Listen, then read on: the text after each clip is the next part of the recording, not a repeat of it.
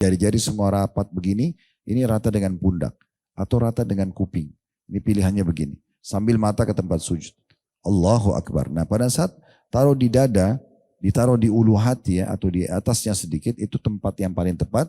Itu mempertemukan antara punggung bagian kanan dalam dengan punggung kiri luar seperti ini. Atau pergelangan kanan memegang pergelangan kiri, memegang. Bisa dua pilihan, bisa di sini, bisa di sini. Itu diletakkan di sini. Maaf, sekarang Bapak Ibu nanti kalau sholat bisa dipraktikin. Coba bedakan antara begini, Allahu Akbar, dengan kalau kita taruh di bawah pusar. Kalau kita taruh di itu saya pernah praktikin karena saya mau tahu apa sebenarnya hikmahnya. Walaupun itu tidak disalahkan ya. Ada juga beberapa orang sholat dengan cara seperti itu. Tapi yang saya pernah coba lihat ternyata riwayat menyebutkan ada diletakkan di daerah sini. Saya lihat itu beda sekali bawaan kita khusyuknya ya. Itu beda. Setelah itu tentu ruas tulang belakang ditegakkan, mata dibuka lalu kita sambil baca. Nah setelah selesai mau ruku sama nih kembali ke gerakan dasar. Allahu Akbar. Ini tadi yang kayak takbiratul ihram. Gerakannya sama lagi waktu mau ruku. Nah kembali begini baru ruku. Nah kemudian lututnya digenggam dengan tangan kanan dan kiri. Dan caranya turun itu bukan begini. Tetapi lurus ke depan. Jadi coba kalau ruku nanti muka kita itu kayak turun lurus ke depan. Sehingga semua otot paha belakang sama punggung kita ini semua ketarik. Ya, ketarik semua. Beda ini tuh kalau kita turun dekat seperti ini atau kita turun ke depan begitu ya. Itu akan beda. Dan usahakan kalau ada cermin ini selain waktu sholat di kamar, di rumah, itu lihat badannya. Karena Nabi SAW dikatakan pada saat ruku itu punggung beliau rata. Sampai kalau ditaruh bejana air gak tumpah. Nah, saya biasa lihat banyak, bapak-bapak biasa lagi sholat di sebelah saya, itu rukunya ada yang terlalu turun, ada juga yang terlalu naik. Maka biasa kena bapak-bapak di sebelah saya bilang sebentar Pak, maaf tadi rukunya itu ada yang keliru. Coba bapak ruku, dia ruku lalu saya fotoin. Nah ini fotonya. Bagaimana caranya coba lakukan sekarang yang begini. Jadi sekali lagi ya, kalau lagi berdiri, kita turun itu ke depan begini, turunnya. Jangan turunnya ke sini gitu ya. Coba lurus ke depan, mukanya itu kayak dibuang ke depan gitu. Sehingga terasa ketarik semua ya.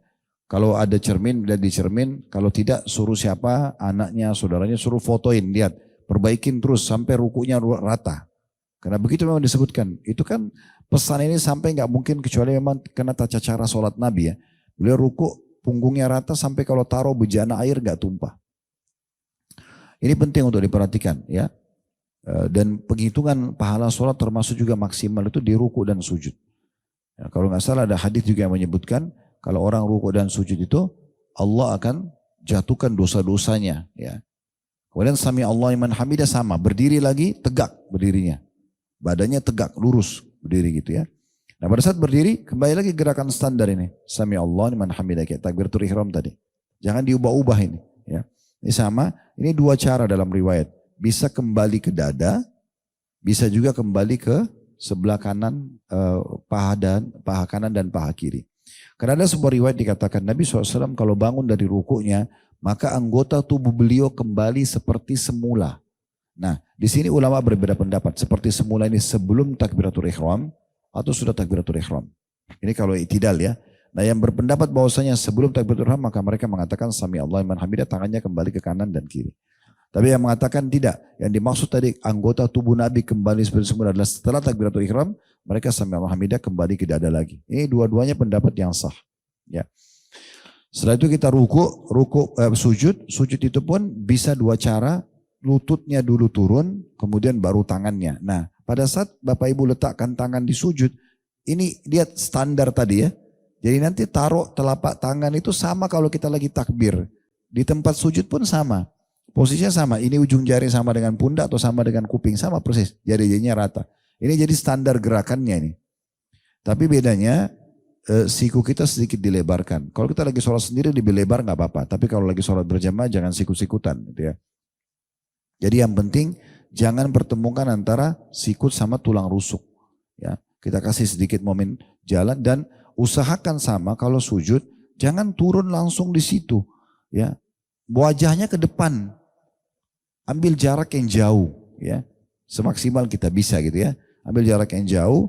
kalau saya pernah lihat sebenarnya yang standar sih jari kita ini kalau kita taruh di tanah, ini berarti tulang rusuknya nanti di sini. Jadi dia bukan dekat sekali tapi dia memberikan jarak ya. Jadi wajah kita pun agak ke depan sujudnya. Kemudian telapak kaki dipersatukan dengan jari-jari ditekuk ya. Kalau orang yang belum biasa memang sedikit agak kaku tapi lama-lama bisa jadi lentur insya Allah. Tapi kalau orang lagi sakit bukan dipaksakan. Tapi ini cara sholat yang benar supaya maksimal pahalanya gitu ya. Kemudian sujud dengan membaca semua doa-doa yang sudah sangat masyhur tadi sudah kita sebutkan. Lalu duduk di antara dua sujud namanya duduk iftirash.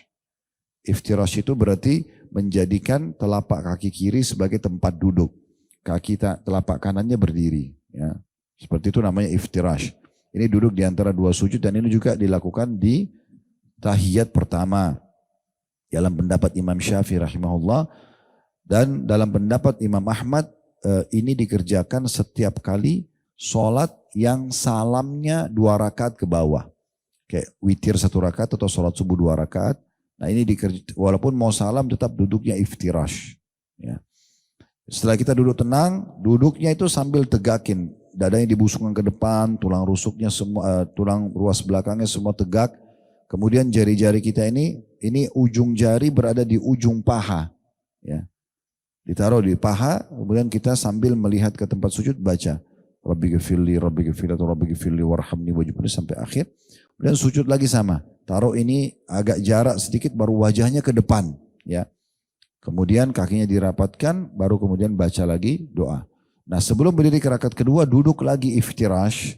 Duduk istirahat tadi, baru berdiri ke atas. Tapi berdiri ke atas itu bisa 2 cara. Bisa menekan paha untuk berdiri ke atas, atau kitanya menekan, mengepal telapak tangan, ditaruh di depan lutut, kemudian ditekan tubuh ke atas. Tapi tetap yang berdiri duluan itu pundaknya ya. Jangan bokongnya, itu tidak boleh menyerupai unta gitu. Itu terus sama rakaat kedua, nanti terakhir tahiyat.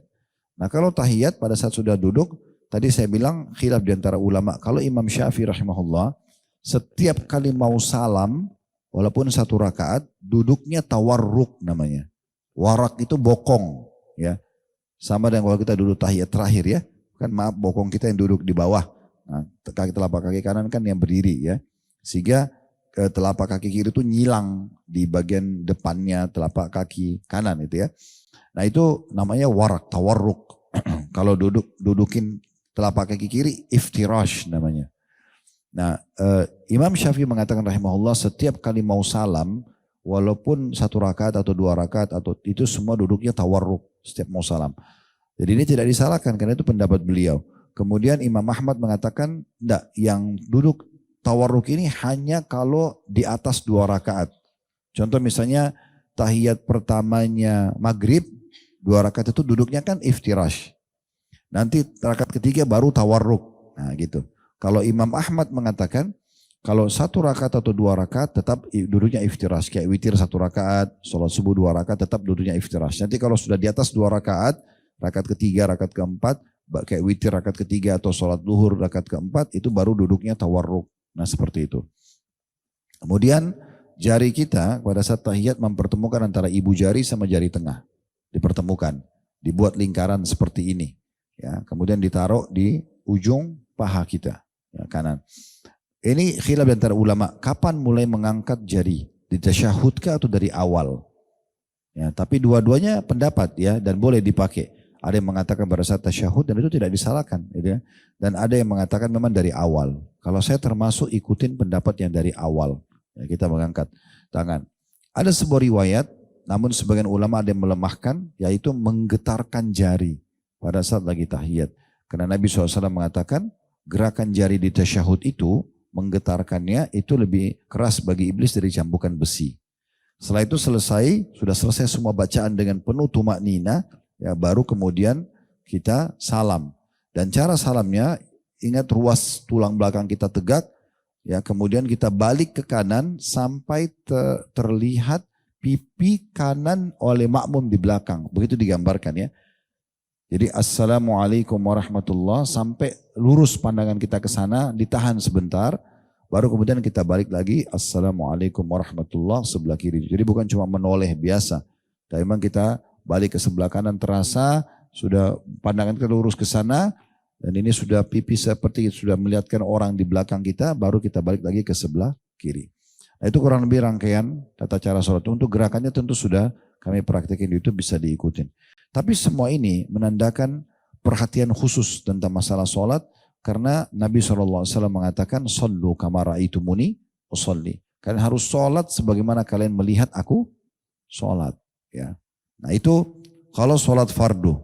Jadi mungkin hari ini kita bahas judul saja ya, karena emang ini penting sekali. Sementara sholat sunnah dan sholat fardu ini Bapak Ibu sekalian wajib dikerjakan berdiri, kecuali orang yang tidak mampu. Nah, harus dikerjakan berdiri kecuali orang yang tidak mampu. Baru dia duduk. Kalau duduk nggak bisa baru dia baring. Kalau baring tidak bisa ya sesuai dengan kemampuannya. Ya, sesuai dengan kemampuannya.